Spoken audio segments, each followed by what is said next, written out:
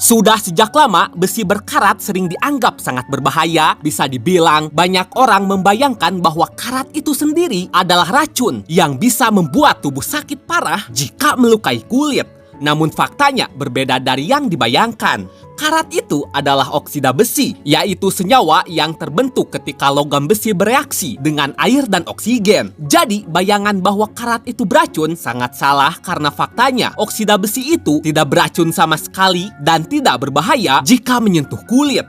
Bahkan jika sedikit serbuk karat masuk ke tubuh, maka tubuh manusia umumnya dapat mengeluarkannya kembali tanpa menimbulkan penyakit. Lalu yang menjadi pertanyaan, mengapa karat begitu ditakuti? Oke, penting untuk diingat bahayanya bukan pada karat itu sendiri, melainkan pada lingkungan tempat karat terbentuk. Seperti yang diketahui, besi yang berkarat seperti paku biasanya ditemukan di lokasi lembab, kotor, atau bercampur tanah. Lingkungan seperti ini merupakan habitat ideal bagi spora bakteri Clostridium tetani. Spora tersebut bisa menempel pada permukaan benda berkarat dan masuk ke dalam tubuh melalui luka. Bakteri ini sendiri adalah penyebab tetanus, yakni penyakit serius yang menimbulkan kekakuan otot, kejang, bahkan kematian jika tidak ditangani dengan tepat. Perlu dipahami, spora bakteri tidak benar-benar hidup di karatnya, melainkan pada tanah atau debu di sekitarnya. Sedangkan benda berkarat hanya menjadi perantara yang biasanya terkontaminasi oleh bakteri karena berada di lingkungan kotor itu. Jadi, ketika seseorang tertusuk benda berkarat, masalah sesungguhnya bukan pada karatnya, tapi pada spora bakteri yang menempel pada permukaan benda berkarat itu dan masuk ke dalam luka.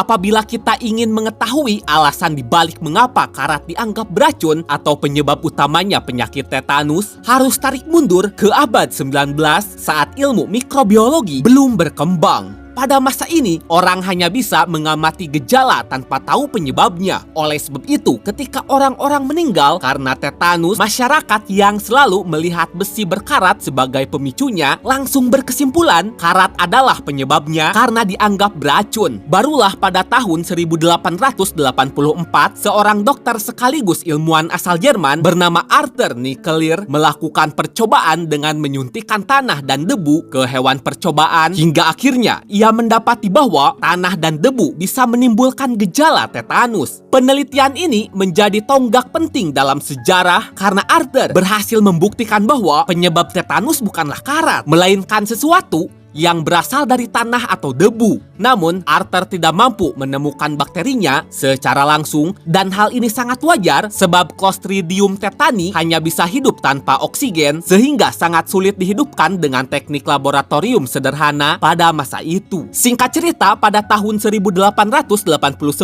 seorang dokter sekaligus ilmuwan Jepang bernama Kitasato Shibasaburo berhasil melanjutkan temuan Arthur. Ia menggunakan metode khusus yang menjaga lingkungan bebas oksigen sehingga bakteri bisa tetap hidup. Dengan cara ini, Kitasato sukses memisahkan Clostridium tetani dari campuran tanah yang penuh berbagai mikroba lain. Lalu Kitasato juga berhasil menumbuhkannya sebagai kultur murni, yaitu kondisi di mana hanya ada satu jenis bakteri yang hidup. Berkat keberhasilan ini, Kitasato dapat membuktikan bahwa racun yang dihasilkan bakteri inilah penyebab utama tetanus. Dari sini lahir pemahaman modern, yaitu karat hanya penanda lingkungan kotor, sementara sumber bahaya aslinya adalah bakteri. Oh ya, penamaan bakteri tersebut sebagai Clostridium tetani baru ditetapkan beberapa waktu kemudian oleh para ahli taksonomi berdasarkan bentuk khas sporanya yang menyerupai gelendong.